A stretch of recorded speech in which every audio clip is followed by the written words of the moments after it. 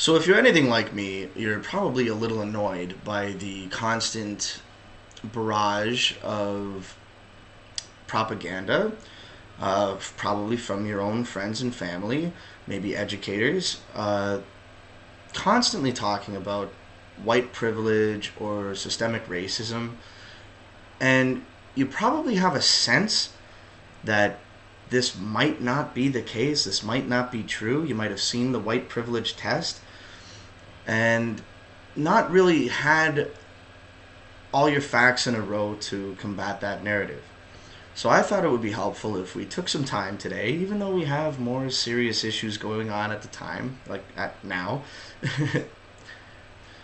It might still help kind of shake people awake of what's going on in our society and hopefully slow the degradation that we're seeing if we could just systematically get rid of some of these far left narratives that are making real headway in our culture. So we're going to take the white privilege test at the very end, but I wanted to juxtapose that with the substantial and overwhelming evidence that white privilege is not the case. Now, I know as a white guy saying white privilege doesn't exist, there's going to be a lot of pushback on that, but when you have the facts, you have the facts. So, sorry guys. Especially from a Canadian perspective, to say that there's such a thing as white privilege is preposterous. It's preposterous. And so we're just going to go, we're going to go through and dismantle the claim of white privilege. Let's get started. So it stands to reason that if I can show how each major institution in our society does not in fact favor the dominant group, systemic racism would be disproven. First, let's look at the Charter of Rights and Freedoms, the supreme law of the land here in Canada. If our society were racist by design, systemically racist, or it was a white privilege culture or anything those silly lefties keep talking about, we would expect to see that here. It's the supreme law of the land, right? So if it disproportionately favors the dominant group, we would see that here. So let's take a look. Under Section 15 of the Charter of Rights and Freedoms, we have equality rights. And you see that every individual, in Section 15, subsection 1, every individual is equal before and under the law, and has the right to the equal protection and equal benefit of the law without discrimination, and in particular, without discrimination based on race, national or ethnic origin, color, religion, sex, age, or mental or physical disability. Now, under subsection 2, we see that Section 1 does not preclude any law, program, or activity that has as its object the amelioration of conditions of disadvantaged individuals or groups, including those that are disadvantaged because of race, national or ethnic origin, color, religion, sex, age, or mental or physical disability. What that means is equity programs that are meant to aid all of these groups, which if you just break it down, you'll see that the only group left out of that is straight white males. So you can see that any special benefits that might be given to these groups that would be discriminatory are allowed under our Charter of Rights and Freedoms. So the claim of systemic racism or white privilege should be disproven right there. But let's keep going. Let's look at the Employment Equity Act here in Canada. This is the Employment Act. I'm using just government sources. So here's the Employment Equity Act, and the purpose of the Act is to achieve equality in the workplace so that no person shall be denied employment opportunities or benefits for reasons unrelated to ability in the fulfillment of that goal, to correcting the conditions of disadvantage in employment experienced by women, Aboriginal peoples, persons with disabilities, and members of visible minorities by giving effect to the principle that employment equity means more than treating persons the same way, but also requires special measures and the accommodation of differences. It's pretty hard to make the case, once again, that we live in a systemically racist, or which perhaps we do, just not in the way that they're trying to claim, when we have laws and the supreme law of the land basically saying we need to, not only is it okay under the Charter of Rights and Freedoms, but under the Employment Equity Act, we must give special benefits and special privileges, special measures, to try and make things more than equal for those people, these groups, which again, if you break it down, is anything other than straight white men. Sorry guys, this is this is the way it is. So okay, let's go further under the Employment Equity Act. So employer obligations, this is part one. The employer's duty is that every employer shall implement employment equity by instituting such positive policies and practices and making such reasonable accommodations as will ensure that persons in designated groups achieve a degree of representation in each occupational group in the employer's workforce that reflects the representation in the Canadian workforce. So what that basically says is if you have a white guy versus a black female, for example, the job will go, for all intents and purposes, whether it is reasonable to do so, will go to the black female. Now, some of you more bleeding hearts among us might see that as a reasonable accommodation, and that might be nice. But this becomes problematic when you live in an area that is a minority white area, and you happen to be a straight white man looking for a job, where there aren't very many among you. The employer must not hire you, even though you are a minority in that area, so that might mean you're shit out of luck. Again, I just don't see this happening in a systemically racist, white privileged society. I think that claim is pretty preposterous, but we're going to keep going down the list because this is going to get depressing really quickly, but also kind of funny. And I'll make all links available to you so that you can harangue or disabuse your friends and family of this ridiculous notion. For Americans, just to throw you guys a bone, it might surprise you to learn that the most successful ethnic group in the U.S. is Nigerian Americans. So today, 61% of Nigerian Americans over the age of 25 hold a graduate degree compared to 32% of the U.S.-born population. That's a staggering statistic, according to the Migration Policy Institute. Nigerian Americans are confidently emerging as one of the country's most successful immigrant communities, with a median household income of $62,000 compared to $57,000 nationally as of 2015. So the claim that black people are disproportionately poor in the United States is blown out of the water when you start to divide groups up by ethnicity rather than race. So again, it seems preposterous that a white privileged systemically racist society would have at its very top first of all, immigrant communities, because immigrant communities tend to do better than natural-born U.S. citizens.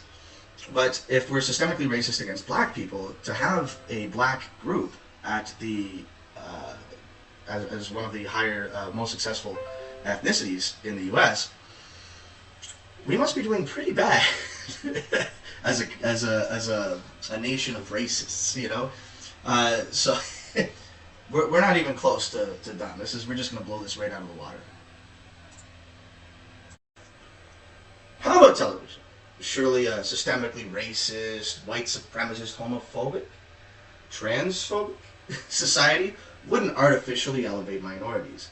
Well, it turns out you can't win an Oscar anymore unless your movie featured enough minorities.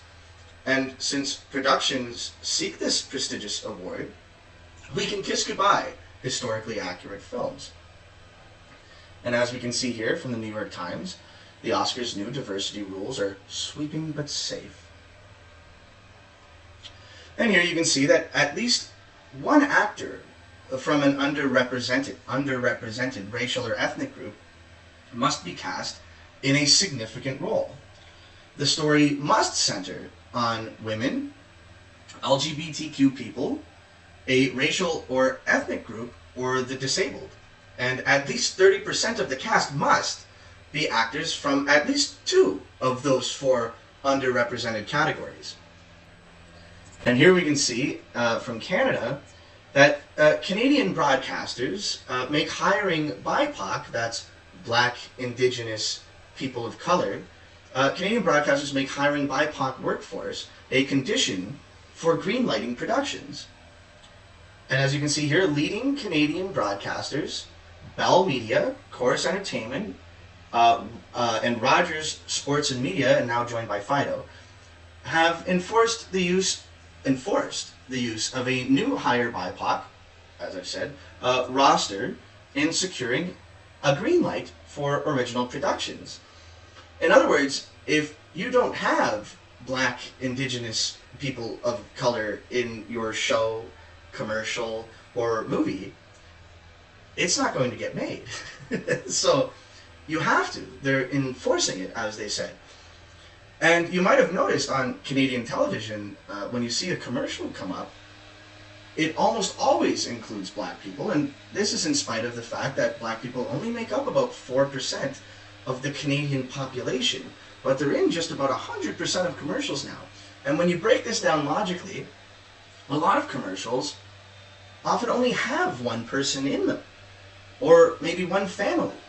So now, according to these rules, in order to get green lit, that one person in the commercial must be one of these Black, Indigenous people of color, even though they don't make up but a fraction of the Canadian population.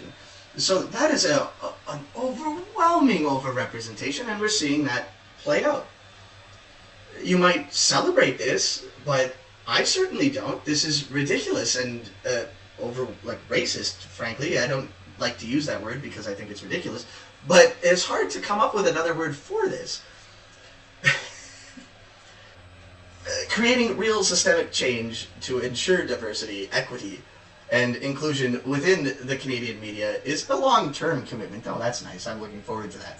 And a top priority for Bell Media, says the president of Bell Media. We're proud to make use of higher BIPOC among our production partners, a condition of green light for Bell Media's original productions. It is our ardent hope that higher BIPOC is a game changer for Canadian content in seeing more Black, Indigenous, and people of color on screens across the country. So yes, so if you do happen to see a family, if it does feature a white person, you're going to see it's going to be a biracial family. And whatever, there's some programming that goes along with that. This is obviously to change our culture. There are health risks with miscegenation. I don't need to get into them here, but basically they're force-feeding you this stuff in order to manipulate you, and they found that it works. Now, it doesn't just stop with Black and Indigenous people of color. As you can see at the top, we have GLAAD, which is the Gay and Lesbian Alliance Against Defamation, and they have real sway in Hollywood, right? So here you can see that GLAAD is behind, they backed the Trump Accountability Project, which was a very scary idea of keeping track of people that claim to be Trump supporters so that they could make sure that those people weren't hireable for the rest of their lives. That's a little freaky. A little communist, I would say. But they have their own accountability project for anybody that speaks out against the LGBT interest group, which they claim to be a community, but they don't represent every gay, lesbian, or the others. Strictly because that would suggest that they're a homogenous group. Anyway, so the Trump Accountability Project, here you can see they're supporting that. But here's where things get sticky. So GLAAD's report on where we are on TV from 2020 to 2021. The study finds that 9.1% of series regular characters scheduled to appear on broadcast scripted primetime television this year are LGBTQ. A decrease of 1 percentage point from last year's record high percentage of 10%. The problem is that gay Americans, and we're talking America, but it's pretty consistent in every country. Every study puts them somewhere between 1 to 4% of the population, anywhere in the world that they look to. There's one outlier study that put them at 10%, but that study is widely refuted by the body of research of people trying to replicate it and not breaking 4%. So this study was in 2011, but really it doesn't change. Now, with everything going on in the culture, we have seen a surge in people identifying as gender fluid or all the other letters in the alphabet. And that's largely due to this. That's largely due to GLAAD's work of trying to change the country and change the Western societies. But here you go, from 2011, before this started, you can see that gay Americans make up just 4% of the population. And bisexuals accounted for more than half that group, with 1.8% of the total U.S. population saying that they're bisexual, and those are overwhelmingly more likely to be women than men. The report is the most up-to-date assessment, this is back in 2011, most up-to-date assessment of that population, and produced a lower population percentage than the 10% number that I just told you about that advocacy groups have used in the past, which was based on Alfred Kinsey's study from 1948. Now, the reason why they were pressing for the 10% number is because they're trying to, the whole reason why homosexuality was depathologized, no longer considered a mental illness, was based on the theory of normal variance. And normal variance requires people be within the normal curve. So that would be somewhere around 14% of the population. However, when this study came out, 10%, they were saying, wow, it must be due to the stigma. If we could just get rid of the stigma, then more people would likely freely identify as homosexuals, and that turned out not to be the case. Now, as they've not just destigmatized it, they've made it a trend, and of course, our brainwashed masses are eager to jump up and say, I'm this or I'm that.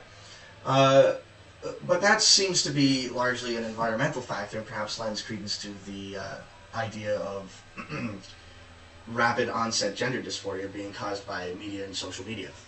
You make something popular and people want to be a part of it. That's the law of diffusion of innovation. Now, as you can see here, GLAAD is asking the industry to reach 20% representation of LGBTQ regularly seen characters by 2025, and to ensure that half of those are people of color just within the next 2 years. Now, I won't belabor the point, but this is social engineering. They're doing this for the specific reason of trying to normalize homosexuality and LGBTQ. They need to do this because the whole premise for depathologizing homosexuality is based on a fabrication, something that's demonstrably false.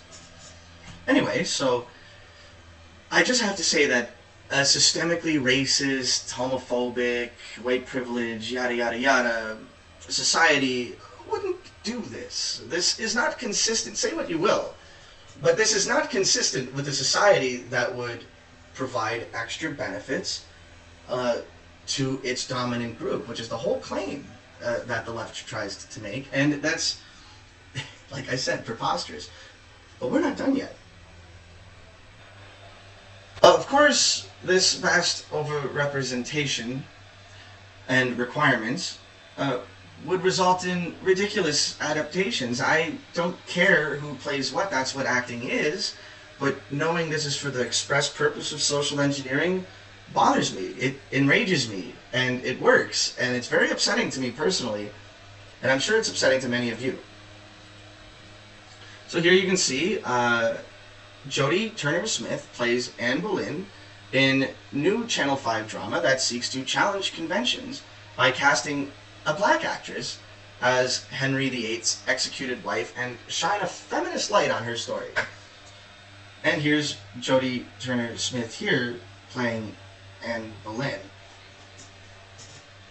Again, I don't care too much at all.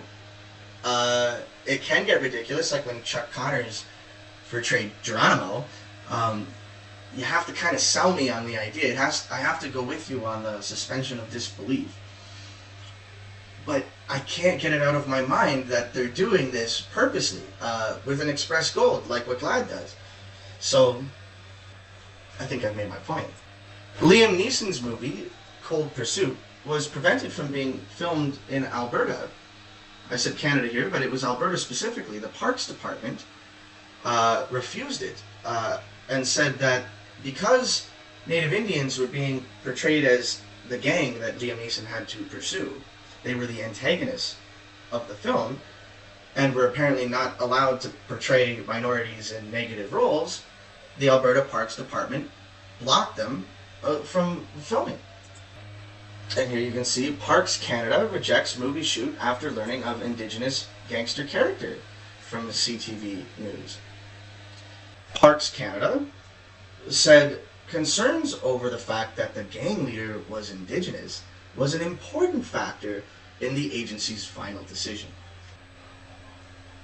That might be construed as systemically racist, just not in the way that we're told to believe. So, what about education? A white supremacist society, systemically racist society, would likely confer benefits to white people to the exclusion of all others. Now, there's a handy guide for those seeking to get a scholarship based on their race. Take a moment to look through it. I'm sure no one will be surprised. You can also just check out any post-secondary institution's scholarship and bursary criteria, and you can see the same trend. I'm not even going to go bother going through this list. If you've been to higher education, you know that you can get grants and scholarships strictly on the circumstances of your birth. Not if you're white. Some shit disturber out there tried to create a scholarship for straight white males. And in a systemically racist society, one designed to benefit the dominant group, we should expect this not to be a problem. Ontario court rejects scholarships for straight white students. An Ontario judge has rejected a deceased doctor's plan to create university scholarships exclusively for white, single, and heterosexual students. In a decision published last week, Ontario Superior Court Judge Mitchell instructed Dr. Victor Prieb's trustee to ignore stipulations in his will that discriminate on grounds of race, religion, and sex, leaving them contrary to public policy. But we see the opposite all the time. Now, they try to say that this is because he was racist, sexist, homophobic, but frankly, we get that all the time about everything. So, I don't really care. And I don't see any other scholarships for anyone else being blocked on this basis. But as you can see from our Charter of Rights and Freedoms, it is A-okay to discriminate as long as it's not in favor of straight white or males. It happened in Britain too. Top schools defend rejecting bursary for white boys. Two top English private schools have defended their decision not to accept a benefactor's offer of scholarship for disadvantaged white boys. Are we seeing a trend? Well, as long as we're going to make it much, much easier for minorities, why don't we just score them based on how supposedly oppressed they are in society? And here you have the new SAT score, adversity. College Board says tool will provide more context for admission officers. Many are skeptical of the plan. Critics and defenders of affirmative action see different problems with the index. The disadvantage level index. The disadvantage level index. The adversity index.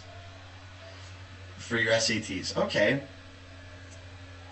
America's premier Ivy League schools should certainly favor white applicants.